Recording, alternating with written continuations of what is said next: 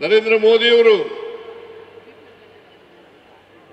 ಸುಮಾರು 12 ವರ್ಷಗಳ ಕಾಲ ಗುಜರಾತ್ನ ಮುಖ್ಯಮಂತ್ರಿ ಆಗಿದ್ದರು. 2001ರಲ್ಲಿ ಅಧಿಕಾರಕ್ಕೆ ಬಂದು 2014ರವರೆಗೂ ಕೂಡ ಅವರು ಅಧಿಕಾರದಲ್ಲಿ ಇದ್ರು ಅಂತಕ್ಕಂಥ ಮಾತುಗಳನ್ನು ಹೇಳಲಿಕ್ಕೆ ಬಯಸ್ತಾ ಇದ್ದೇನೆ.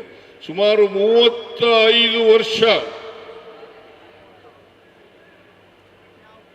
ಗುಜರಾತ್ನಲ್ಲಿ ಭಾರತೀಯ ಜನತಾ ಪಕ್ಷದವರು ಅಧಿಕಾರದಲ್ಲಿ ಇದ್ದಾರೆ. ಎಲ್ಲ ಕಡೆ ಪ್ರಚಾರ ಮಾಡಿದ್ರು. ಇಲ್ಲಿ ಯಡಿಯೂರಪ್ಪನವರು, ಅಶೋಕ್ ಅವರು, ಬಸವರಾಜ ಬೊಮ್ಮಾಯಿ ಅವರು, ವಿಜೇಂದ್ರ ಅವರು ಗುಜರಾತ್ ಮಾದರಿ ಸರ್ಕಾರ ಅಂತೇಳಿ ಪ್ರಚಾರವನ್ನು ಮಾಡಿದ್ರು. ಗುಜರಾತ್ನಲ್ಲಿ ಇವತ್ತು ಏನಾಗ್ತಾ ಇದೆ ಅಂತಕ್ಕಂಥದ್ದನ್ನು ನೋಡಲಿಕ್ಕೆ ಸಾಧ್ಯ ಆಗ್ತದೆ. 35 ವರ್ಷಗಳ ಕಾಲ ಅಧಿಕಾರದಲ್ಲಿದ್ದರೂ ಕೂಡ ಗುಜರಾತ್ನ ಅಭಿವೃದ್ಧಿ ಆಗಿಲ್ಲ ಅಂತಕ್ಕಂಥ ಮಾತುಗಳನ್ನು ಹೇಳಲಿಕ್ಕೆ ಬಯಸ್ತಾ ಇದ್ದೇನೆ. ಬಿಜೆಪಿಯವರಿಗೆ ನಾಚಿಕೆ ಆಗಬೇಕು. ಇತ್ತೀಚೆಗೆ 2026 ಮೇ ಮೊದಲನೇ ವಾರದಲ್ಲಿ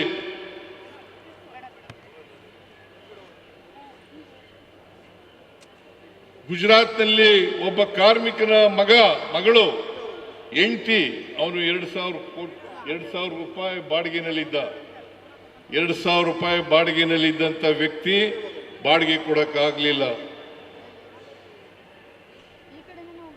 ಬಾಡಿಗೆ ಕೊಡಲೇ ಇದ್ದದಕ್ಕೆ ಮನೆ ಮಾಲೀಕ ಆ ಹೆಂಡತಿ ಮತ್ತು ಮಗಳನ್ನ 13 ವರ್ಷದ ಮಗಳನ್ನ ಅತ್ಯಾಚಾರ ಮಾಡತಕ್ಕಂಥ ಕೆಲಸವನ್ನ ಗುಜರಾತ್ನಲ್ಲಿ ಮಾಡಿದ್ದಾರೆ. ಮೊರ್ಬಿ ಅಂತಕ್ಕಂಥ ಜಿಲ್ಲೆನಲ್ಲಿ ಅಂತಕ್ಕಂಥದನ್ನು ಮರೀಲಿಕ್ಕೆ ಸಾಧ್ಯ ಇಲ್ಲ. ಮೊರ್ಬಿ ಅಂತ ಗುಜರಾತ್ನಲ್ಲಿ ಒಂದು ಜಿಲ್ಲೆ ಇದೆ. ಆ ಮೊರ್ಬಿ ಅಂತಕ್ಕಂಥ ಜಿಲ್ಲೆನಲ್ಲಿ 13 ವರ್ಷದ ಬಾಲಕಿ,